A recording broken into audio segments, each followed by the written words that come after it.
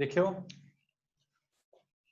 सब तो पहला सानू डेफिनेशन आउंदी है अल्टरनेटिंग करंट भी अल्टरनेटिंग करंट हुंदा की है। अल्टरनेटिंग करंट किहड़ा करंट आ? देखो करंट तो उही है जिहड़ा तारां चों चलदे आ, जिहदा नॉर्मल करंट चलदा ही उहदा अल्टरनेटिंग करंट चलदा। फर्क सिर्फ इन्ना भी नॉर्मल करंट जिहनूं डायरैक्ट करंट बोलदे आ तां अल्टरनेटिंग करंट दे फ्लो दा डिफरेंस हुंदा, ਇਹ ਉਹਦੇ ਨਾਲੋਂ ਹੋਰ ਤਰੀਕੇ ਦੇ ਨਾਲ ਫਲੋ ਹੁੰਦਾ। ਅਲਟਰਨੇਟਿੰਗ ਕਰੰਟ ਡੀਸੀ ਨਾਲੋਂ ਡਾਇਰੈਕਟ ਕਰੰਟ ਦੇ ਨਾਲੋਂ ਡਿਫਰੈਂਟ ਤਰੀਕੇ ਦੇ ਨਾਲ ਫਲੋ ਕਰਦਾ। ਠੀਕ ਆ, ਕਿੱਦਾਂ ਫਲੋ ਕਰਦਾ ਇਸ ਬਾਰੇ ਸਾਰਾ ਡਿਸਕਸ਼ਨ ਕਰਾਂਗੇ। ਜਿਹੜਾ ਅਲਟਰਨੇਟਿੰਗ ਕਰੰਟ ਆ ਪੁੱਤਰੋ, ਇਹਦੀ ਜੇ ਬੇਸਿਕ ਡੈਫੀਨੇਸ਼ਨ ਦੇਖੀਏ ਤਾਂ ਡੈਫੀਨੇਸ਼ਨ ਕੀ ਬੋਲਦੀ ਆ? ਦ ਕਰੰਟ, ਸਾਰੇ ਬੱਚੇ ਆਪਣੇ ਨੋਟਸ ਤਿਆਰ ਕਰਨਗੇ, ਸਾਰੇ ਬੱਚੇ ਆਪਣੇ ਨੋਟਸ ਤਿਆਰ ਕਰਨਗੇ। ਦ current whose magnitude changes continuously, ਇਹਨੂੰ ਸਾਈਨੋਸਾइडली ਲਿਖ ਲਓ। ਕੱਲ ਮੈਂ ਕੰਟੀਨਿਊਸਲੀ ਲਿਖਵਾਇਆ ਸੀ। whose magnitude changes sinusoidally, sinusoidally ਦਾ ਮਤਲਬ ਹੁੰਦਾ ਆ ਕਿ ਸਾਈਨ ਵੇਵ ਦੇ ਹਿਸਾਬ ਦੇ ਨਾਲ, ਸਾਈਨ ਵੇਵ ਦੇ ਹਿਸਾਬ ਦੇ ਨਾਲ, ਜਾਂ ਕਈ ਵਾਰ ਕੌਸ ਵੇਵ ਜਿਹੜੀ ਆ, ਸਾਈਨ ਵੇਵ ਤੇ ਕੌਸ ਵੇਵ ਇੱਕੋ ਗੱਲ ਹੀ ਹੁੰਦੀ, ਥੋੜਾ ਬਹੁਤਾ ਫੇਸ ਦਾ ਡਿਫਰੈਂਸ ਹੁੰਦਾ। ਜੇ ਤੁਸੀਂ +1 ਦਾ ਜਿਹੜਾ ਵੇਵ ਵਾਲਾ ਚੈਪਟਰ ਆ ਜੇ ਉਹਨੂੰ ਢੰਗ ਨਾਲ ਪੜ੍ਹਿਆ ਹੋਵੇ ਤਾਂ ਬੇਟਾ ਇਹ ਗੱਲਾਂ ਛੋਟੀਆਂ ਛੋਟੀਆਂ ਲੱਗਦੀਆਂ, ਕੋਈ ਵੱਡੀ ਗੱਲ ਨਹੀਂ। ਠੀਕ ਆ, ਫਿਰ ਵੀ ਮੈਂ ਦੁਬਾਰਾ ਸਮਝਾਉਂਗਾ ਤੁਹਾਨੂੰ।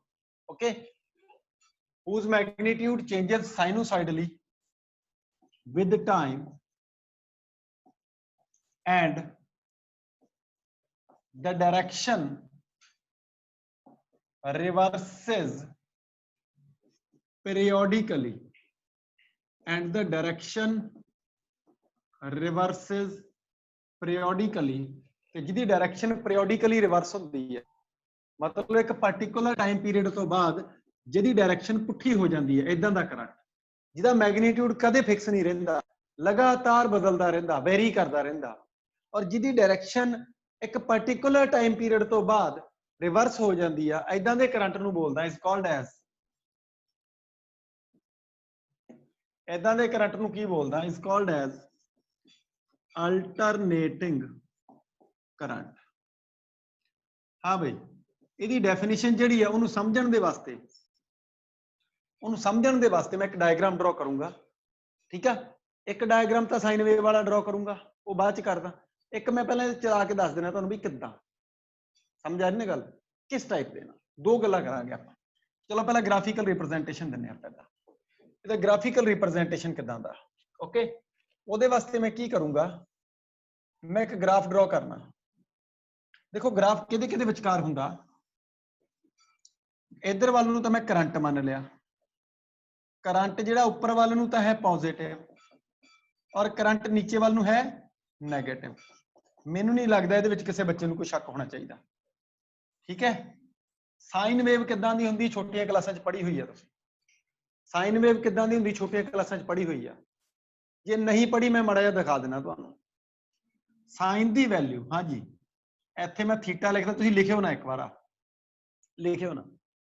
Theta is equal to 0 degree, 30 degree, 30 ਨਹੀਂ ਲਿਖਦੇ, ਠੀਕ ਹੈ, 0 ਡਿਗਰੀ, 45 ਲਿਖ ਲਓ, 90 ਲਿਖ ਲਓ, 90 ਤੋਂ ਬਾਅਦ 120 120 ਚੱਲ ਰਹਿਣ ਦਿਓ ਉਹਨਾਂ ਨੂੰ, 180 ਲਿਖ ਲਓ, 180 ਤੋਂ ਬਾਅਦ 270 ਲਿਖ ਲਓ, 270 ਤੋਂ ਬਾਅਦ 360 ਲਿਖ ਲਓ। ਇਹ ਐਂਗਲ ਲਿਖਿਆ ਮੈਂ, ਠੀਕ ਹੈ, ਐਂਗਲ ਲਿਖਿਆ ਬੇਟੇ, ਧਿਆਨ ਨਾਲ ਸੁਣ ਲਿਓ ਗੱਲ। ਓਕੇ, ਐਂਗਲ ਲਿਖਿਆ ਮੈਂ। ਦੇਖਿਓ ਸਾਈਨ ਥੀਟਾ ਦੀ ਵੈਲਿਊ 0 ਡਿਗਰੀ ਤੇ 0 ਆ, ਠੀਕ ਆ, 0 ਡਿਗਰੀ ਤੇ 0 ਆ, 90 ਤੇ +1, 180 ਤੇ 0 ਆ, 270 ਤੇ -1, 360 ਤੇ ਫਿਰ 0 ਆ। ਕੀ ਮੈਂ ਠੀਕ ਲਿਖਿਆ ਹੈ? ਤੁਸੀਂ ਕਹਿਣਾ ਜੀ ਯਾਦ ਕਿੱਦਾਂ ਕਰੀ, ਤਾਂ ਬਹੁਤ ਗੰਦੀ ਜੀ ਗੱਲ ਹੈ ਹਨਾ। ਦੇਖੋ ਬੜਾ ਆਸਾਨ ਹੁੰਦਾ। ਅੱਛਾ, ਵਿਚਾਲੇ ਵੈਲਿਊ ਜਦੋਂ 0 ਤੋਂ ਲੈ ਕੇ 1 ਤੱਕ ਜਾਂਦੀ ਆ ਤਾਂ ਨਹੀਂ ਵੀ ਇੱਕ ਸਟ੍ਰੇਟ ਲਾਈਨ ਬਣਦੀ ਆ, ਠੀਕ ਹੈ, ਸਲੋਪ ਬਣਦੀ ਆ। ਠੀਕ ਹੈ, ਸਾਈਨ 0 ਸਾਈਨ 30 ਹੁੰਦੀ ਆ, ਠੀਕ ਹੈ, ਸਾਈਨ 45 1/√2 ਹੁੰਦੀ ਆ। ਹੌਲੀ ਹੌਲੀ ਕਰਦਿਆਂ ਉਹ 1 ਤੱਕ ਪਹੁੰਚਦੀ ਹੈ। ਪਹਿਲਾਂ ਤੇਜ਼ੀ ਨਾਲ ਵੱਧਦੀ, ਫਿਰ ਹੌਲੀ ਵੱਧਦੀ ਹੈ। ਠੀਕ ਹੈ, ਕਿਉਂਕਿ ਸਾਈਨ 30 ਦੇਖੋ 0 ਤੋਂ 30 ਤੱਕ, ਦੇਖੋ ਪਤਾ ਕੀ ਆ, पता किद्दां लगदा चीज दा साइन दी वैल्यू 0 डिग्री ते तुहाडी 0 आ 30 डिग्री ते तुहाडी होगी हाफ ते 90 डिग्री ते पहुंच गई 1 ਇਹਦਾ मतलब ਪਹਿਲਾਂ 30 डिग्री ਦੇ ਵਿੱਚ ਅੱਧਾ ਡਿਫਰੈਂਸ ਕਵਰ ਕਰ ਲਿਆ ਉਸ ਤੋਂ ਬਾਅਦ 60 डिग्री ਲਾ ਤੇ ਅਗਲੇ ਅੱਧੇ ਨੂੰ ਕਵਰ ਕਰਨ ਚ ਇਹਦਾ मतलब ਪਹਿਲਾਂ ਤੇਜ਼ੀ ਨਾਲ ਵਧੀ ਫਿਰ ਹੌਲੀ ਵਧੀ ਇਹ ਸਾਈਨ ਦੀ ਵੇਵ ਆ ਜੇ ਇੱਕੋ ਜਿਹੀ ਵਧੀ ਫਿਰ ਸਟ੍ਰੇਟ ਲਾਈਨ ਹੁੰਦੀ ਹੁਣ ਇੱਕੋ ਜਿਹੀ ਨਹੀਂ ਵਧ ਰਹੀ ਓਕੇ ਚਲੋ ਅਗਲੀ ਗੱਲ ਵੈਲਿਊ 0 ਆ ਤੁਸੀਂ ਇਦਾਂ ਯਾਦ ਕਰ ਸਕਦੇ ਆ ਜੇ ਤੁਹਾਡੀ ਟ੍ਰਿਗਨੋਮੈਟਰੀ ਥੋੜੀ ਬਹੁਤੀ 20 ਆਉਂਦੀ ਹੋਵੇ ਤਾਂ ਟ੍ਰਿਗਨੋਮੈਟਰੀ ਦੇ ਵਿੱਚ ਤੁਸੀਂ ਕੁਝ ਗੱਲਾਂ ਕਰੀਆਂ ਹੋਈਆਂ ਯਾਰ ਨਿਰਪ ਵੀਡੀਓ ਜਲਦੀ हाँ भाई क्वालिटी ठीक है सिग्नल दी कोई नहीं सर रेड आ रहा है या सर रेड सिग्नल आ रहा है वैसे साफ दिखता ना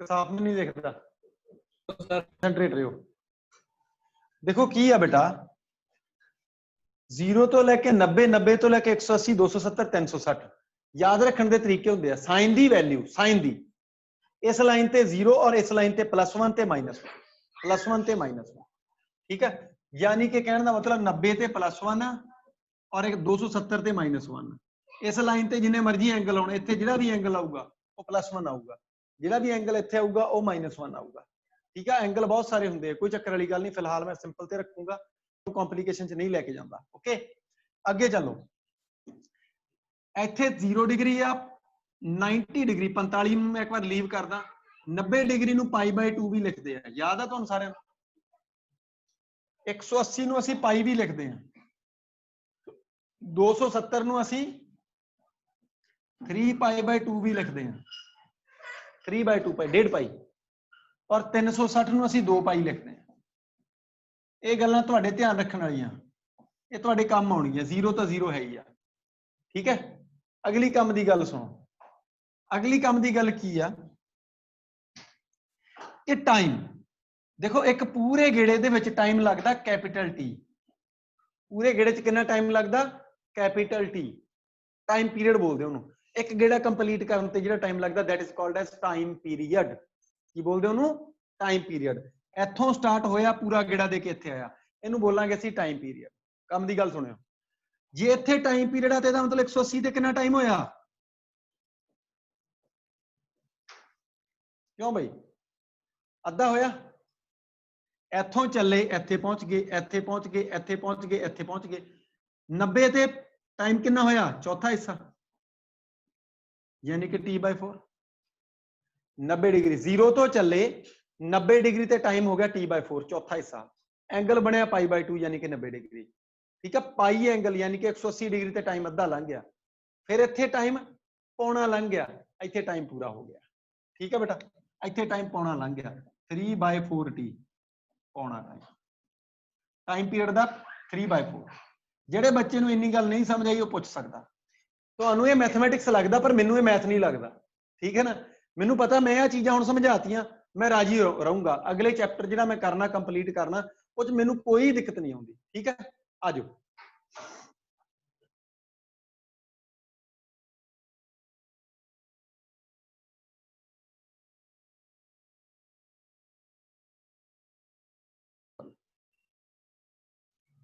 ध्यान नाल सुन लियो गल नूं गल कंटिन्यू हो रही साडी मैं ये गल कहंदा सी तुहानूं कि जिद्दां इत्थे 0 डिग्री है बेटा इत्थे t/4 आ चौथा हिस्सा टाइम दा लंघ गया ਅੱਧਾ ਹਿੱਸਾ ਟਾਈਮ ਦਾ ਲੰਘ ਗਿਆ ਪੌਣਾ ਲੰਘ ਗਿਆ ਪੂਰਾ ਟਾਈਮ ਟੀ ਹੋ ਗਿਆ ਓਕੇ ਇੱਥੇ 0 ਡਿਗਰੀ 90 ਡਿਗਰੀ ਇਹਦਾ ਮਤਲਬ ਇਹ ਆ ਵੀ 90 ਡਿਗਰੀ ਜੇ ਗ੍ਰਾਫ 'ਚ ਸ਼ੋ ਕਰਾਂ ਤਾਂ ਜਿੱਥੇ ਮੈਂ 90 ਡਿਗਰੀ ਦਾ ਪੁਆਇੰਟ ਲਾਉਣਾ ਜਾਂ ਜਿੱਥੇ ਮੈਂ π/2 ਐਂਗਲ ਦਾ ਪੁਆਇੰਟ ਲਾਉਣਾ 90 ਦਾ ਮਤਲਬ π/2 ਉੱਥੇ ਮੈਂ t/4 ਵੀ ਲਿਖ ਸਕਦਾ ਜੇ ਮੈਂ ਇਸ ਐਕਸਿਸ ਤੇ ਟਾਈਮ ਲਿਖਾਂ ਤਾਂ ਟਾਈਮ ਮੈਂ ਲਿਖੂੰਗਾ t/4 ਆ ਵਾਲਾ t/2 3t/4 t जे मैं लिखूं एंगल एंगल मैं लिखूंगा π/2 पाई 3π/2 2π किसी भी बच्चे ਨੂੰ ਇਹਦੇ ਸ਼ੱਕ ਨਹੀਂ ਹੋਣਾ ਚਾਹੀਦਾ ਆ ਜਾਓ मैं 4 पॉइंट लगा ले ज्यादा नहीं लगाਉਂਦਾ 1 2 3 4 ਇੱਥੇ टाइम और नाल मैं थल्ले लिख देना एंगल क्योंकि कई बार एंगुलर डिस्प्लेसमेंट भी आ जाती, कई बार टाइम भी आ जाता, कुछ भी आ सकता। ओके, ध्यान नाल सुन लियो। जे मैं टाइम लिखा तो इत्थे टाइम उपर वाले पासे लिख देना टाइम, टाइम इत्थे बनया T/4, इत्थे बनया time T/। Sir mike off हो गया बेटा।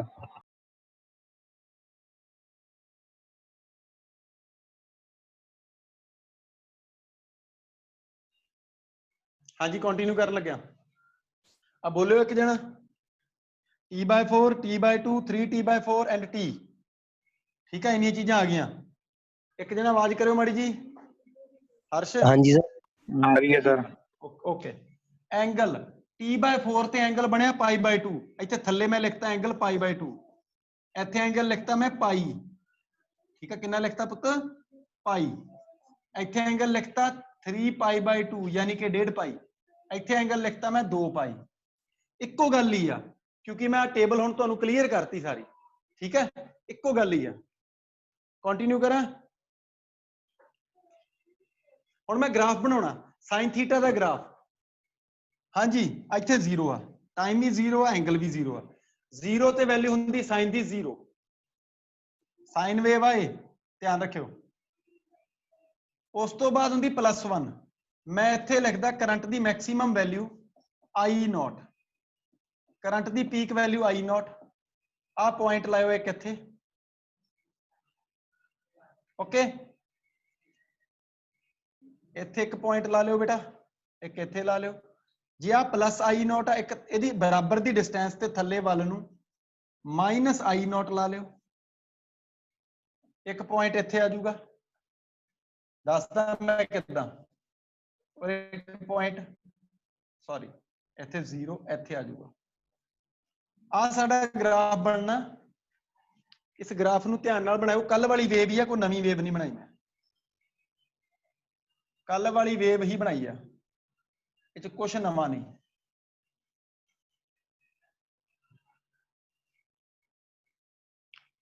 ये साइन वेव आ, ये साडा अल्टरनेटिंग करंट आ। ये अल्टरनेटिंग करंट एक साइन वेव आ।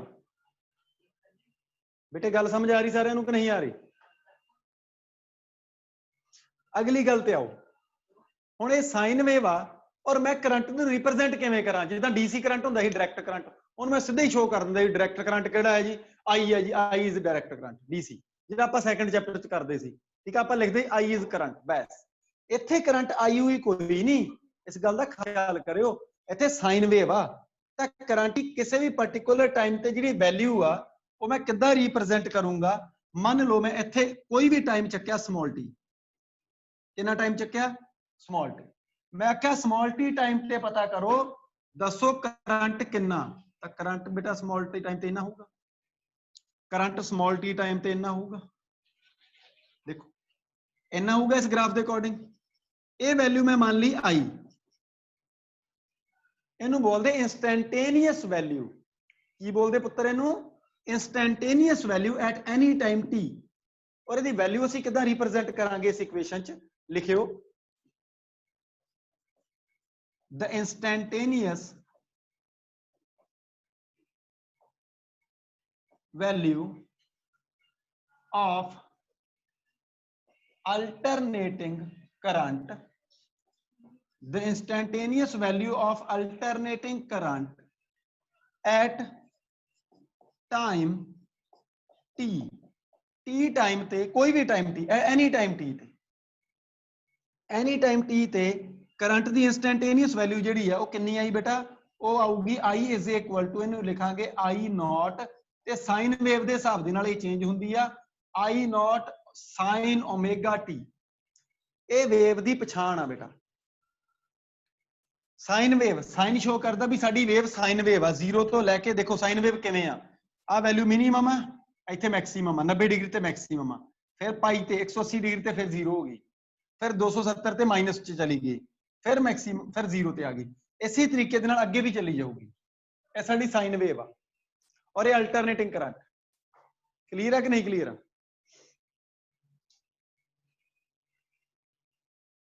इंस्टैंटेनियस वैल्यू हुंदी I is equal to I0 sine omega t. ध्यान नाल सुन लियो गल नूं। ਹੁਣ ਇਹ ਇੰਸਟੈਂਟੇਨੀਅਸ ਵੈਲਿਊ ਮੈਂ ਸਹੀ ਲਿਖੀ ਕਿ ਗਲਤ ਲਿਖੀ ਮੈਂ ਤਾਂ ਵੈਰੀਫਾਈ ਕਰੂੰਗਾ। ਹੁਣੇ ਮੈਂ ਵੈਲਿਊਜ਼ ਲਿਖਵਾਈਆਂ ਸੀ ਸਾਈਡ ਤੇ ਤੁਹਾਨੂੰ। ਓਮੇਗਾ ਟੀ ਐਂਗਲ ਆ, ਓਮੇਗਾ ਟੀ ਕੀ ਆ? ਐਂਗਲ। ਓਮੇਗਾ ਐਂਗੂਲਰ ਵੈਲੋਸਿਟੀ ਆ, ਟੀ ਟਾਈਮ ਆ। ਓਮੇਗਾ ਟੀ ਹੋ ਗਿਆ ਐਂਗਲ, ਸਾਈਨ ਦੇ ਨਾਲ ਐਂਗਲ ਹੀ ਲੱਗਦਾ ਹਮੇਸ਼ਾ, ਪਤਾ ਹੀ ਹੈ ਤੁਹਾਨੂੰ, ਸਾਈਨ ਥੀਟਾ। ਸਾਈਨ ਥੀਟਾ ਤੇ ਥੀਟਾ ਕੀ ਆ? ਐਂਗਲ। ਸਮਝ ਆ ਰਹੀ ਹੈ? ਸਾਈਨ ਦੇ ਨਾਲ ਐਂਗਲ ਲੱਗਦਾ ਤਾਂ ਓਮੇਗਾ ਟੀ ਇੱਕ ਐਂਗਲ ਆ। ਮੈਂ ਐਂਗਲ ਦੇ ਹਿਸਾਬ ਨਾਲ ਚੱਲ ਪੈਣਾ। ਹਾਂਜੀ, ਸਾਈਨ 0, ਸਾਈਨ 0 0, ਸਾਈਨ 90, ਸਾਈਨ 90 ਪਾਈ ਬਾਈ 2, 90 ਸਾਈਨ 90 1 ਤਾਂ i the value i note. ਆ ਚੱਕੋ, ਆ ਦੇਖੋ i ਦੀ ਵੈਲਿਊ ਇੱਥੇ i note. This is the peak value. ਸਮਝ ਆ ਰਹੀ ਗੱਲ ਕਿ ਨਹੀਂ ਆ ਰਹੀ? ਫਿਰ ਦੁਬਾਰਾ ਸਾਈਨ 180 ਯਾਨੀ ਕਿ ਪਾਈ, ਫਿਰ 0 ਆ ਗਿਆ, ਸਾਈਨ 0 0। ਠੀਕ ਹੈ, ਫਿਰ ਉਸ ਤੋਂ ਬਾਅਦ 270 3 ਪਾਈ ਬਾਈ 2, 270 ਡਿਗਰੀ ਪੁੱਟ ਕੀਤਾ, ਹੁਣੇ ਵੈਲਿਊ ਲਿਖਵਾਈ ਸੀ -1। ਜਦੋਂ ਇੱਥੇ -1 ਪੁੱਟ ਕੀਤਾ ਤਾਂ -i ਨੋਟ, ਆ ਦੇਖੋ ਆ ਵੈਲਿਊ ਆ ਗਈ -i ਨੋਟ। ਠੀਕ ਹੈ, ਫਿਰ ਉਸ ਤੋਂ ਬਾਅਦ 360 ਪੁੱਟ ਕੀਤਾ, 0 ਆ ਗਈ, ਫਿਰ ਅਸੀਂ ਇੱਥੇ ਆ ਗਏ। ਯਾਨੀ ਕਿ ਸਾਡੀ ਇਸ ਵੇਵ ਨੂੰ ਆ ਇਕੁਏਸ਼ਨ ਓਬੇ ਕਰਦੀ ਆ, ਤਾਂ ਕਰਕੇ ਮੈਂ ਵੈਲਿਊ ਲਿਖੀ ਆ। ਇੱਥੇ ਨੋਟ ਕਰਿਓ ਹੇਅਰ, ਇੱਥੇ ਬੜੀ ਇੰਪੋਰਟੈਂਟ ਚੀਜ਼ ਕੀ ਆ, i ਨੋਟ ਨੂੰ ਲਿਖਾਂਗੇ peak value, peak value of AC, alternating current the peak value ਹੈ ਇਹ ਗੱਲ ਨੋਟ ਕਰ ਲਿਓ। I ਨੋਟ ਹੈਗੀ ਆ, it is the peak value of AC। I note AC the peak value ਆ। ਓਕੇ, ਸਮਝ ਆ ਗਿਆ ਸਾਰਿਆਂ ਨੂੰ?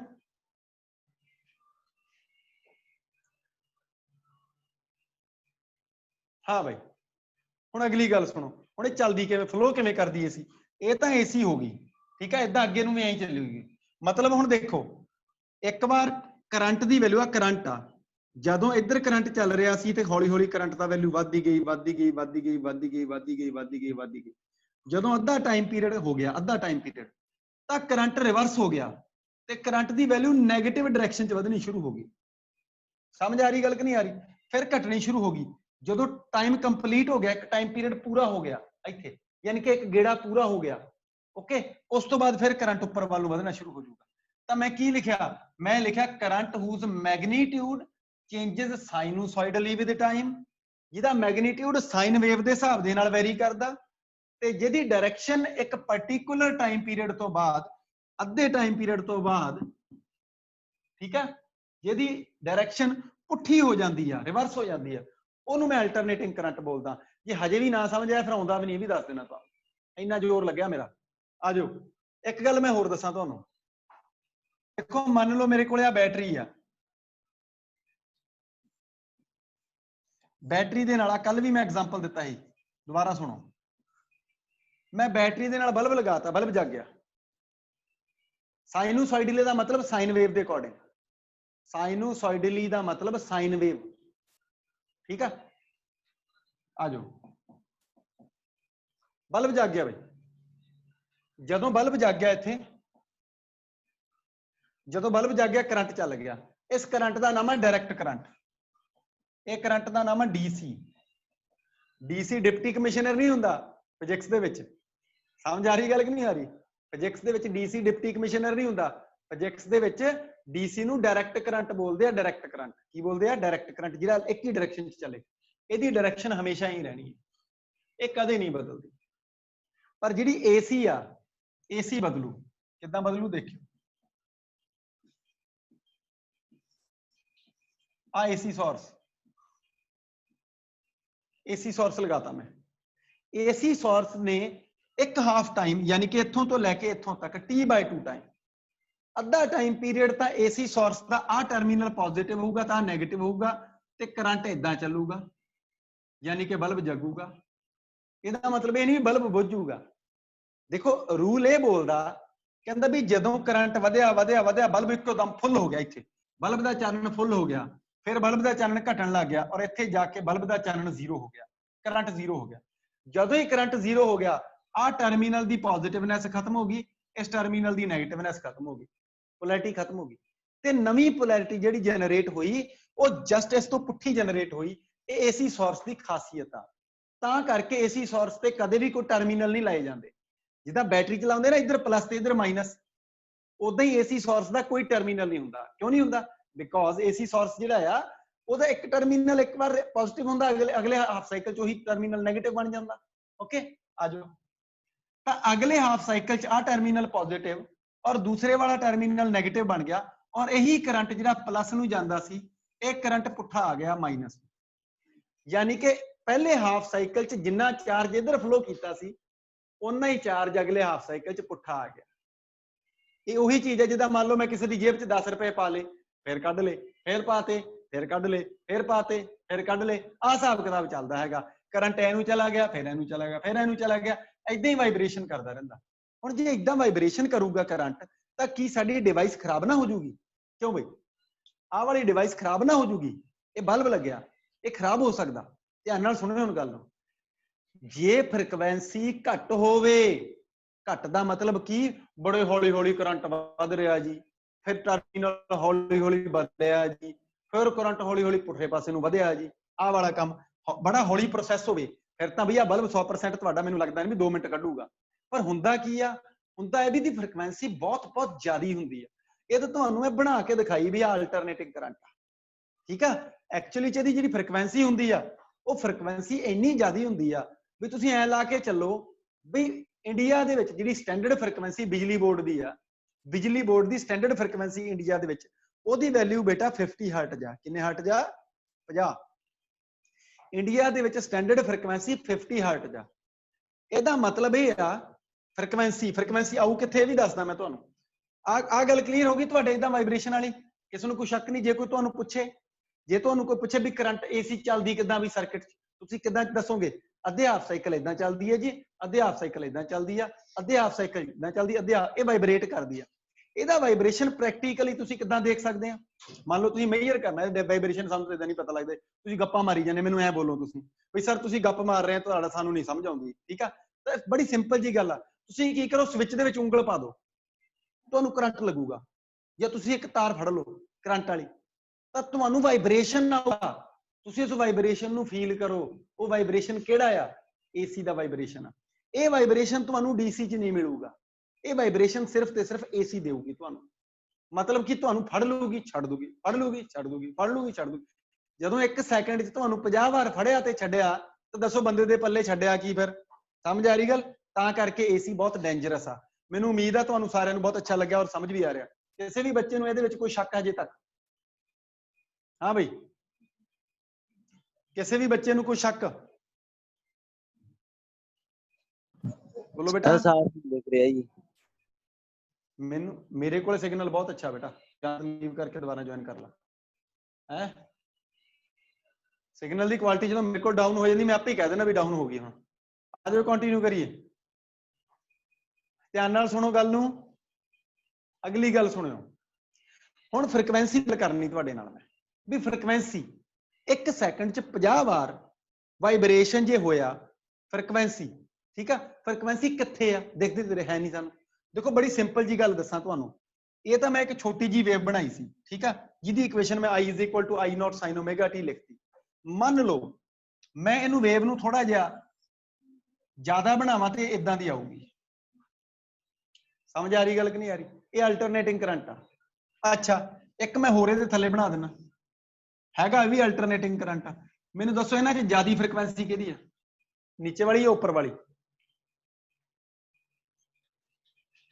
ਜ਼ਿਆਦਾ ਵਾਈਬ੍ਰੇਸ਼ਨ ਕਿਹਦੇ ਆ? ਉੱਪਰ ਵਾਲੇ ਦੇ ਕਿ ਨੀਚੇ ਵਾਲੇ ਦੇ? ਸਰ ਨੀਚੇ ਵਾਲੀ ਦੀ। ਹਾਂ, ਜਿਹਦੇ ਵਾਈਬ੍ਰੇਸ਼ਨ ਜ਼ਿਆਦਾ ਆ ਉਹਦੀ ਫ੍ਰੀਕੁਐਂਸੀ ਵੀ ਜ਼ਿਆਦੀ ਆ। ਤਾਂ ਸਾਡੇ ਇੰਡੀਆ 'ਚ ਇਹ ਫ੍ਰੀਕੁਐਂਸੀ ਚੱਲਦੀ ਆ 1 ਸੈਕਿੰਡ 'ਚ 50 ਹਰਟਜ਼। ਹੁਣ ਇਹ ਲੱਭੂ ਕਿੱਥੋਂ? ਦੇਖੋ ਧਿਆਨ ਦੇ ਨਾਲ, ਇਹ ਮਿਲੂ ਕਿੱਥੋਂ ਸਾਨੂੰ? ਉਹ ਲੱਭਦੇ ਆਪਾਂ। ਦੇਖੋ ਉਹ ਸਾਨੂੰ ਮਿਲੂਗੀ ਇੱਥੋਂ। ਜਦੋਂ ਤੁਹਾਨੂੰ ਇਹ ਇਕੁਏਸ਼ਨ ਦਿੱਤੀ ਹੋਊਗੀ I = I0 sin ωt, ਠੀਕ ਹੈ, ਮੈਂ ਇਹਨੂੰ ਐਰੋ ਲਾ ਕੇ ਲਿਖ ਲੈਣਾ, I = I0 sin ωt। ਇਹਦੇ ਵਿੱਚ ਹੇਅਰ ਇੱਕ ਗੱਲ ਤਾਂ ਮੈਂ ਤੁਹਾਨੂੰ ਲਿਖਵਾਈ ਸੀ ਵੀ I0 ਪੀਕ ਵੈਲਿਊ ਆ। ਦੂਸਰੀ ਗੱਲ ਹੋਰ ਲਿਖ ਲਓ, ਇਹਦੇ ਕੋਲੇ ਹੀ ਲਿਖ ਲਓ ਭਾਵੇਂ ਇੱਥੇ, ਠੀਕ ਹੈ। ਜਿਹੜਾ ਓਮੇਗਾ ਆ, ਓਮੇਗਾ ਹੁੰਦਾ 2πf। ਪੜਿਆ ਹੋਇਆ ਕਿਤੇ ਕਿ ਨਹੀਂ ਪੜਿਆ? ਉਹ +1 'ਚ ਪੜਿਆ ਕਿਤੇ ਕਿ ਨਹੀਂ ਪੜਿਆ? ਮੇਰੇ ਪੁੱਤ ਦੱਸ ਦਿਓ, ਜੇ ਨਹੀਂ ਪੜਿਆ ਬੋਲ ਦਿਓ, ਤਾਂ ਉੱਥੇ ਕਿੱਡੀ ਵੱਡੀ ਗੱਲ ਹੈ। ਨਹੀਂ ਸਰ, ਨਹੀਂ ਸਰ, ਨਹੀਂ ਪੜਿਆ ਕੀ? ਦੇਖ ਲਓ ਬਈ। ਅੱਛਾ, ਨਹੀਂ ਕਿਹੜਾ ਬੱਸੀ ਬੋਲਿਆ ਹੋਇਆ? है ओए हाँ जी सर। पढ़ना सी यार, तू कमाल हो गई। गल सुन लो, ये फार्मूला आया कित्थों, मैं दस देना माड़ा जा। देखो एक पूरा गेड़ा देण नूं इत्थों तो लैके इत्थों तक जाण नूं टाइम लग्या टी, और एंगल बनया 2 पाई। इत्थों तो लैके इत्थों तक 360 डिग्री एंगल बनया, टाइम लग्या टी। और एंगुलर स्पीड है ओमेगा। ओमेगा की चीज है? ओमेगा नूं बोलदे एंगुलर स्पीड। की बोलदे आ? Angular speed. एंगुलर स्पीड हुंदी एंगल अपॉन टाइम। की हुंदी आ? एंगुलर स्पीड हुंदी आ एंगल अपॉन टाइम। एंगल बनया 2 पाई, एंगल बनया एक गेड़े च 2 पाई, टाइम पीरियड लग्या capital T 2 pi upon T, और 1 अपॉन टाइम पीरियड हुंदी फ्रीक्वेंसी। क्यों बई? 1 अपॉन टाइम पीरियड की हुंदी आ? 1 अपॉन टाइम पीरियड हुंदी आ फ्रीक्वेंसी। जो 1 अपॉन टाइम पीरियड नूं मैं फ्रीक्वेंसी कीता, जो 1 अपॉन टाइम पीरियड नूं मैं फ्रीक्वेंसी करता, ओके, जो मैं 1 अपॉन टाइम पीरियड नूं फ्रीक्वेंसी एफ लिखता, 1 अपॉन टी नूं एफ लिखता, तो मेरा फार्मूला बन गया। दसो कितना औखा? ठीक है? हाँ भाई, किसी बच्चे नूं शक? ਇਹ ਸੀ ਸਾਡੀ ਅਲਟਰਨੇਟਿੰਗ ਕਰੰਟ ਦੀ ਸਿੰਪਲ ਵੈਲਿਊ। ਠੀਕ ਹੈ, ਬੜੀ ਸੌਖੀ ਜੀ ਵੈਲਿਊ। ਤੁਸੀਂ ਯਾਦ ਕੀ ਰੱਖਣਾ? I is equal to I naught sin omega t। ਕਿਸੇ ਵੀ ਟਾਈਮ ਤੇ ਅਲਟਰਨੇਟਿੰਗ ਕਰੰਟ ਦਾ ਮੈਗਨੀਟਿਊਡ ਆ, ਕਿਸੇ ਵੀ ਟਾਈਮ ਤੇ। ਇੱਥੇ ਇੱਥੇ ਇੱਥੇ ਇੱਥੇ ਇੱਥੇ ਇੱਥੇ ਤੁਹਾਨੂੰ ਆਖਾਂ ਮੈਂ ਵੀ 2 ਸੈਕਿੰਡ ਤੇ ਦੱਸੋ ਕਿੰਨਾ, ਤੁਸੀਂ ਟੀ ਦੀ ਵੈਲਿਊ 2 ਪੁੱਟ ਕਰ ਦਿਓ। ਠੀਕ ਹੈ, ਮੈਂ ਕੁਐਸਚਨ ਹੀ ਕਰਾਉਂਗਾ ਤੁਹਾਨੂੰ ਹੁਣੇ, ਉਹਦੇ ਵਿੱਚ ਕਹਾਣੀ ਕਲੀਅਰ ਕਰ ਦੂੰਗਾ ਮੈਂ। ਅੱਜ ਐਸੇ ਤੇ ਹੀ ਆ, ਫਿਕਰ ਨਾ ਕਰੋ। ਠੀਕ ਹੈ, ਇੱਕ ਡੈਫੀਨੇਸ਼ਨ ਤੇ ਜੇ ਮੈਂ ਅੱਧਾ ਘੰਟਾ ਲਾ ਸਕਦਾ, ਕਿਸੇ ਗੱਲ ਨਾਲ ਹੀ ਲਾਇਆ, ਐਵੇਂ ਨਹੀਂ ਲਾਇਆ। ਆ ਜਾਓ। ਅਲਟਰਨੇਟਿੰਗ ਕਰੰਟ ਦੀ ਇੱਕ ਹੋਰ ਚੀਜ਼ ਆ, ਇਹ ਤਾਂ ਸਾਈਨ ਵੇਵ ਆ। ਇੱਕ ਨੋਟ ਲਿਖਾਂਗੇ ਇਸ ਤੋਂ ਬਾਅਦ, ਨੋਟ ਲਿਖਿਓ।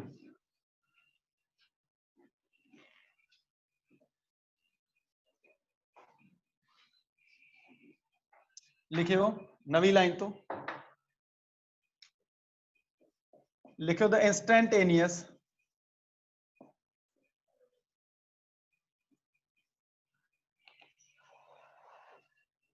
ਏਦਾਂ ਲਿਖਿਓ the alternating current, the AC can also be represented as मैं AC ਨੂੰ ਕਿੱਦਾਂ ਰਿਪਰੈਜ਼ੈਂਟ ਕਰ ਸਕਦਾ ਬੇਟਾ? ਮੈਂ AC ਨੂੰ ਇਦਾਂ ਵੀ ਰਿਪਰੈਜ਼ੈਂਟ ਕਰ ਸਕਦਾ। ਹੁਣ ਤੁਸੀਂ ਕਹੋਗੇ ਨਵਾਂ ਹੀ ਸੱਪ ਕੱਢਤਾ ਹੈ। ਦੇਖੋ AC ਸਾਈਨ ਵੇਵ ਤਾਂ ਹੈ ਹੀ ਹੈ, AC cos ਵੇਵ ਵੀ ਹੋ ਸਕਦੀ ਆ। ਕਿਹੜੀ ਵੇਵ ਹੋ ਸਕਦੀ ਆ? cos। ਹਾਂ, ਕੋਸਾਈਨ ਵੀ ਬੋਲਦੇ ਇਹਨੂੰ। 0 ਉਹੀ ਅੱਗੇ ਵਾਂਗੂ, ਇੱਥੇ t/2 t/4, ਫਿਰ ਇੱਥੇ ਇਕੁਅਲ ਡਿਸਟੈਂਸ ਤੇ ਮੈਂ 4 ਮਾਰਕ ਲਾਉਂਗਾ। ਇਕੁਅਲ ਡਿਸਟੈਂਸ ਤੇ ਮੈਂ 4 ਮਾਰਕ ਲਾਉਂਗਾ ਬੇਟਾ। Okay, t/4 t/2 3t/4 and t। ਇੱਥੇ ਐਂਗਲ π/2, ਐਂਗਲ π, 1.5 ਪਾਈ ਤੇ 2 ਪਾਈ। ਇੱਧਰ ਵੱਲ ਨੂੰ ਉੱਤੇ ਟਾਈਮ ਲਿਖ ਦਿੰਦਾ ਮੈਂ, ਥੱਲੇ ਮੈਂ ਐਂਗਲ ਲਿਖ ਦਿੰਦਾ। ਠੀਕ ਹੈ, ਫੇਸ ਐਂਗਲ ਵੀ ਬੋਲਦੇ ਇਹਨੂੰ। ਇੱਥੇ ਪੀਕ ਵੈਲਿਊ ਲਿਖ ਦਾਂਗੇ I0 ਪਲੱਸ ਦੀ, ਇੱਥੇ -I0, ਜਿੰਨਾ ਉੱਪਰ ਆ ਉਨਾ ਹੀ ਥੱਲੇ। ਕਰੰਟ ਆਏ, ਕਰੰਟ ਪੋਜ਼ਿਟਿਵ ਤੇ ਨੈਗੇਟਿਵ ਦੋਨੇ ਪਾਸੇ ਚੱਲੇ ਤੇ AC ਬਣ ਜਾਂਦਾ। cos 0 ਡਿਗਰੀ ਕਿੰਨਾ ਹੁੰਦਾ? ਹਾਂ ਭਾਈ,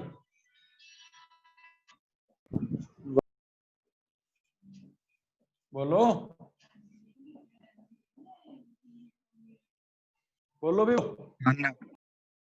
cos 0 ਡਿਗਰੀ 1, cos 0 ਡਿਗਰੀ 1 ਹੁੰਦਾ। cos ਲਿਖ ਰਿਹਾ ਮੈਂ 1, 90 0, 180 -1, 270 0, 360 ਫਿਰ +1। ਇਹ ਵੈਲਿਊਜ਼ ਆ, ਇਹ cos ਦੀਆਂ ਵੈਲਿਊਜ਼ ਆ। ਤਾਂ ਸਾਡੀ ਜਿਹੜੀ ਇਕੁਏਸ਼ਨ ਆ ਇੱਥੋਂ ਸਟਾਰਟ ਹੋਊਗੀ, 0 ਤੇ ਮੈਕਸਿਮਮ, 90 ਤੇ 0, ਫਿਰ ਨੀਚੇ ਨੂੰ ਜਾਵਾਂਗੇ, ਇੱਥੇ ਮੈਕਸਿਮਮ। ਆ ਪੁਆਇੰਟ ਲਾ ਲੈਣਾ ਮੈਂ ਇੱਥੇ ਪਹਿਲਾਂ ਹੀ ਜਾ ਕੇ।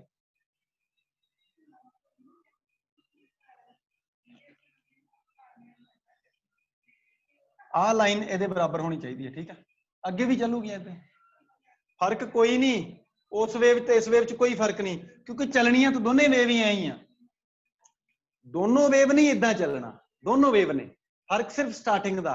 ਉਹ ਵੇਵ ਸਾਈਨ ਵੇਵ 0 ਤੋਂ ਸਟਾਰਟ ਹੋਈ ਸੀ, ਇਹ ਵੇਵ ਪੀਕ ਵੈਲਿਊ ਤੋਂ ਸਟਾਰਟ ਹੁੰਦੀ, ਸਿਰਫ ਸਟਾਰਟਿੰਗ ਦਾ ਫਰਕ ਆ, ਜਿਹਨੂੰ ਬੋਲਦੇ ਸੀ ਫੇਸ ਡਿਫਰੈਂਸ, ਐਂਗਲ ਦਾ ਡਿਫਰੈਂਸ, ਦੋਨਾਂ ਦੇ ਵਿਚਕਾਰ ਐਂਗਲ ਦਾ ਡਿਫਰੈਂਸ ਆ 90 ਡਿਗਰੀ ਦਾ। π/2 ਐਂਗਲ ਦਾ ਡਿਫਰੈਂਸ ਆ, ਹੋਰ ਕੋਈ ਡਿਫਰੈਂਸ ਨਹੀਂ ਬੇਟਾ। ਓਕੇ, ਬਣਾ ਲਓ ਜਲਦੀ। ਔਰ ਇਹਦੀ ਇੰਸਟੈਂਟੇਨੀਅਸ ਵੈਲਿਊ ਕਿੰਨੀ ਆ? ਦ ਇੰਸਟੈਂਟੇਨੀਅਸ ਵੈਲਿਊ, इंस्टैंटेनियस ਦਾ ਮਤਲਬ ਕਿਸੇ ਟਾਈਮ ਤੇ value, the instantaneous value of this AC, ਇੱਕੋ ਗੱਲ ਹੀ ਆ, ਉਹ ਵੀ AC ਇਹ ਵੀ AC, ਠੀਕ ਆ। ਵੈਸੇ ਅਸੀਂ ਪਹਿਲਾਂ ਵਾਲੀ ਜ਼ਿਆਦਾ ਯੂਜ਼ ਕਰਾਂਗੇ, ਇਹਨੂੰ ਯੂਜ਼ ਨਹੀਂ ਕਰਨਾ ਆਪਾਂ, ਪਰ ਮੈਂ ਤੁਹਾਨੂੰ ਇੱਕ ਨੌਲੇਜ ਦੇਤਾ ਕਿਉਂਕਿ ਇਹ ਕੰਮ ਆ ਸਕਦਾ ਤੁਹਾਡੇ। instantaneous value of this AC at any time t, at any time t is, ਕਿਸੇ ਵੀ ਟਾਈਮ ਤੇ instantaneous value I is equal to I naught cos omega t, क्योंकि ये वेव केड़ी आ, ये वेव cos वेव आ बेटा।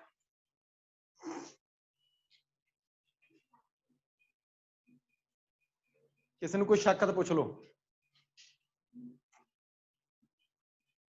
I नॉट पीक वैल्यू आ, here I not की आ peak value of AC, peak value of AC, alternating current दी peak value है, I नॉट is peak value of AC, ते जेड़ा ओमेगा आ एंगुलर स्पीड आ, ओमेगा t टाइम आ, बड़ा लिखण दी लोड़ नहीं, बड़ी टेंशन लेने दी लोड़ नहीं, ठीक है। तुहानू सवाल कराऊंगा वो होर ज्यादा क्लीयर हो जाऊगा। दो तरह की AC ड्रॉ कराती तुहानू, दो तरह का अल्टरनेटिंग करंट, जिद्दां उन्हें चलना उद्दां ही इन्हें चलना, इन्हें कोई अलग तरीके नाल नहीं चलना, चलूगा इदां ही वाइब्रेट करके, ठीक है। भावें कॉस वाली AC नूं हथ ला लो, भावें साइन वाली AC नूं हथ ला लो, ठीक है। शॉक सब ने देना, ठीक है, सब ने वाइब्रेशन कराउणी तुहानूं।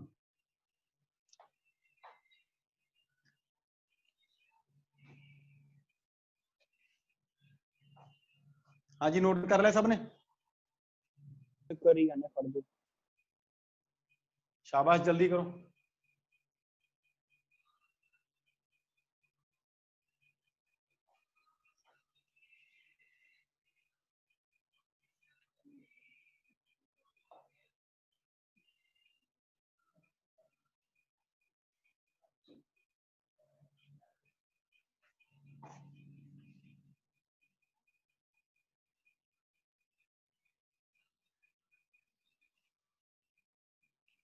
हाँ जी, आ जाओ, कंटिन्यू करिए।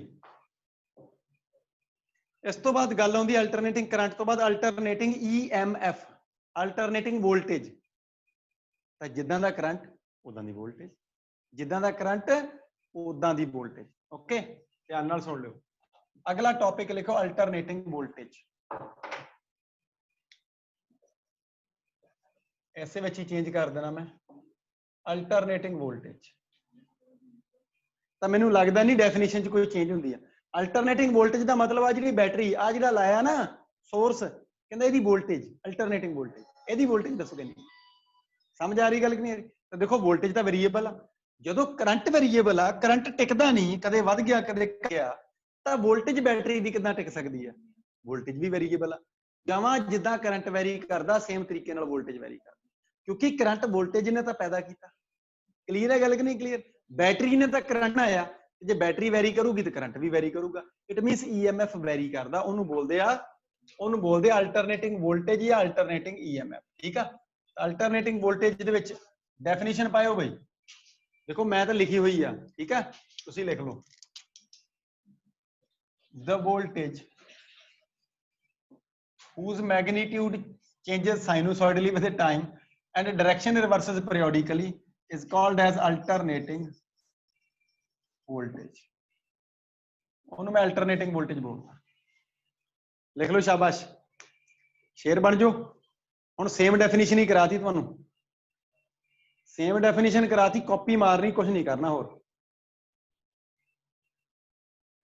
इस कुछ भी नवा नहीं।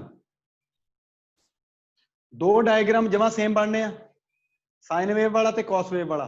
साइन वेव वाला पहला बना लो, कॉस वेव वाला बाद च बना लो। सारा डायग्राम सेम आऊगा, इत्थे करंट की थां ते वोल्टेज लिख दो बस। समझ आ रही गल? अल्टरनेटिंग वोल्टेज या इनू अल्टरनेटिंग EMF भी बोल देंगे। EMF इक्को गल ही है, इलैक्ट्रोमोटिव फोर्स। अल्टरनेटिंग वोल्टेज या अल्टरनेटिंग EMF इक्को गल है। इस जगह ते गल सुन लो, पहला तो साइन वेव बनाओ क्योंकि तुम भुलोगे बाद च। पहली गल तो ना, जे मैं कोई होमवर्क दे दा करते ही नहीं नियाणे।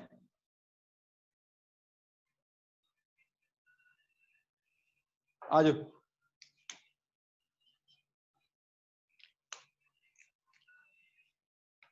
इतने 3/4t पौना टी पहला साइन वेव बना रहा मैं, ठीक है। तो इत्थे तुसी की लिखोगे, इत्थे लिख दो वोल्टेज। वोल्टेज उपर वाले नू पॉजिटिव ते नीचे वाले नू नेगेटिव। साइन वेव 0 तो स्टार्ट होंदी आ, 90 ते पीक वैल्यू हुंदी आ। आ साडा ग्राफ बनदा, जिद्दां हैगा इदां ही बना दिओ। आ माइनस आई नोट, आ वैल्यू ना आ देखो आ इत्थे आऊगी, यानी कि तुहानूं पता होना चाहिए आ माइनस दी मैक्सीमम आ प्लस दी मैक्सीमम। ये पीक वैल्यू आ, पीक करंट बोलते जिन्हों। ये तो तुहाडी साइन वेव आ, इत्थे साइन ओमेगा टी लिख देना ते कॉस वाली वेव फिर रिपीट कर दिओ। शेर बन जाओ जल्दी से। पहला मैं साइन वेव बनाई आ, फिर आपां कॉस वेव बनावांगे। The AC can be represented as alternating current ਨੂੰ ਮੈਂ ਕਿੱਦਾਂ represent, alternating voltage ਆ, ਹੁਣ ਇਹ ਕਰੰਟ ਨਹੀਂ, alternating voltage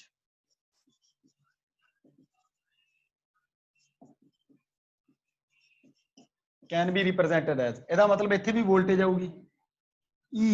ਧਿਆਨ ਨਾਲ ਸੁਣ ਲਓ, ਧਿਆਨ ਨਾਲ ਸੁਣ ਲਓ, ਇਹਨੂੰ ਲਿਖਾਂਗੇ ਪਲੱਸ ਦਾ E ਨੋਟ, ਇਹਨੂੰ ਲਿਖਾਂਗੇ ਮਾਈਨਸ ਦਾ E ਨੋਟ, ਤੇ E is equal to E naught sin omega t। ਇੱਥੇ E naught peak value of voltage, E naught ਕੀ ਆ, peak value of alternating voltage, peak value of alternating voltage। Sorry story ਉਹੀ ਆ, ਮੈਂ ਕੁਛ ਨਹੀਂ ਨਵਾਂ ਪਾਇਆ, ਸਭ ਕੁਝ ਪੁਰਾਣਾ ਹੀ ਚੱਲਦਾ।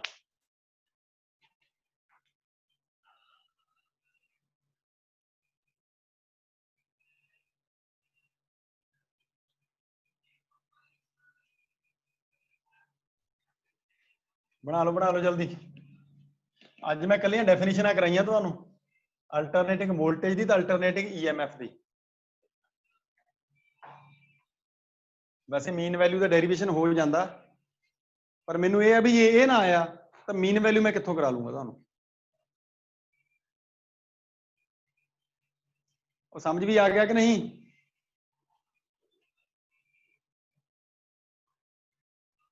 देखो, the alternating voltage can also be represented as, हुण cos wave बना दो। cos wave मैक्सिमम तो स्टार्ट होंदी है, इत्थे लिखो प्लस दा E नॉट, इत्थे लिखांगे माइनस दा E naught. E naught peak value of alternating voltage आ, मैक्सिमम तो शुरू होंदी सी। cos दी वैल्यू तुहानू पता ही आ, मैक्सिमम तो शुरू होंदी आ, फिर इत्थे आ गई, फिर उस तो बाद मिनिमम ते इत्थे आ गई, फिर 0 हो गई ते फिर मैक्सिमम हो। ठीक है, इस तरीके दे नाल वैल्यू चली। आ साडा ग्राफ बनया, बना दो।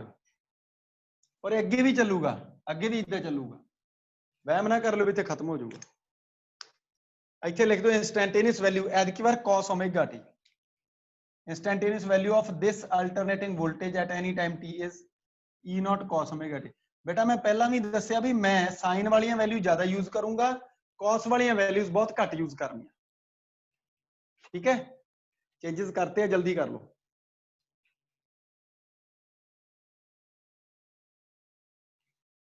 क्वेश्चन लिखो, इजीएस्ट क्वेश्चन है।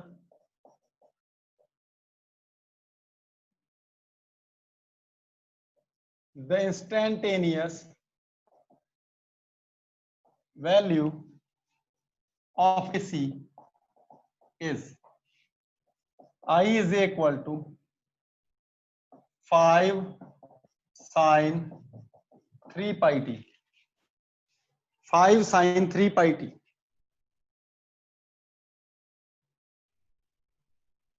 ठीक है, क्वेश्चन करदा कहंदा what is the frequency of this AC. इस एसी की फ्रिक्वेंसी पता करो कितनी है।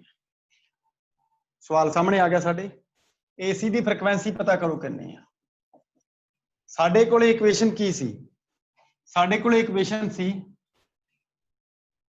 इन दोबारा लिख लिया 5 sin 3 पाई टी। 3 पाई की थां ते ओमेगा और 5 की थां ते peak value I not. What is the frequency of this AC and peak value also, peak value of current and peak value also. यदि पीक वैल्यू भी लिखो, कहता जी फ्रिक्वेंसी कितनी एसी दी और पीक वैल्यू कितनी वो भी पता करो। तो पीक वैल्यू कितने एम्पीयर आ, इतने एम्पीयर ला देना है। क्यों भैया पीक वैल्यू है ना आई नॉट साइन ओमेगा टी। तो पहला आंसर पीक वैल्यू या पीक करंट ये होंदा आई नॉट। कितने एम्पीयर भी बोलो हर्ष, जल्दी दस दे। Sir 5 ampere. 5 एम्पीयर सामने लिखा पे 5 एम्पीयर। ठीक है बेटा, गुड, शाबाश, 5 एम्पीयर। चलो फ्रिक्वेंसी बोलो। अल्टरनेटिंग करंट की frequency omega is equal to 3 pi. Omega का फार्मूला कितना होंदा 2 pi f is equal to 3 pi. वो याद है कि नहीं याद? ऐ करो इनू गलत, इनू 300 पाई कर लो। 3 पाई छोटा बड़ा, प्रैक्टिकली पॉसिबल है नहीं। इनू 300 पाई कर लो। ओमेगा इज इक्वल टू 300 पाई। मैं ओमेगा लिखिया 300 पाई। ओमेगा की वैल्यू 2 पाई, पाई नाल पाई कैंसल। फ्रिक्वेंसी कितनी आ गई 300 डिवाइड बाय 2, 150 हर्ट्ज। बहुत ज्यादा फ्रिक्वेंसी। एक सैकंड च 150 बार, एक सैकंड च वाइब्रेशन 150 बार होंदा। ये साडी फ्रिक्वेंसी है। कोई शक किसे नूं?